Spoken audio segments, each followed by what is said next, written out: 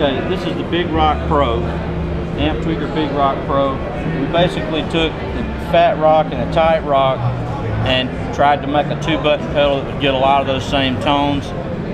A lot of the switches and things that we used on the Tight Metal Pro last summer are on this same model, like this smooth edge switch, which gives you a little bit less top end. And on the inside of the pedal, there's 2 fat switches, which gives you a little bit fatter low end. So you can get more like the fat rock tone that way. And the 2 switches work for either the normal or the boost or both. So you can have it get fatter when you kick on the boost or either way. All our pedals, of course, have the tight control, which allows you to dial in the chunk of the distortion. Gain, 3-band EQ. There's a flex EQ switch here, which slides the middle a little bit and scoops it out to make it sound more like a 412 stack kind of a sound. And then the way the boost works is, of course, there's a built-in noise gate, just like the other pedals. On this one, there's 2 pots inside, so you can tweak the noise gate and make it really hard noise gate or not so hard.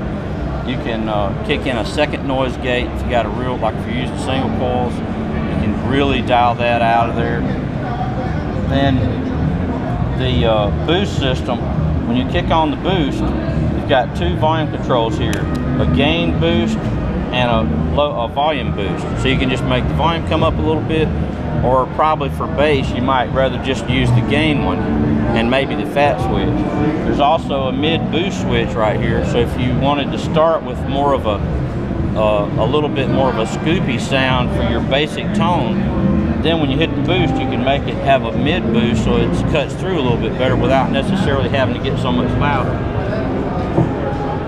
3 loops on the pedal.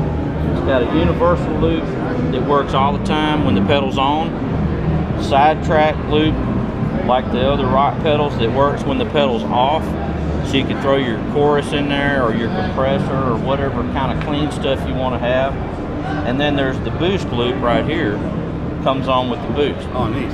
So, you know, you could use this to just to dial up the gain on some effect that you like, to only, you know, say you like to use an octaver, but you wish it was just a little bit heavier than your normal sound. So you patch it in here, set it probably on pre before all the distortion, and then boost the gain a little bit more, or the volume, whichever way it works out.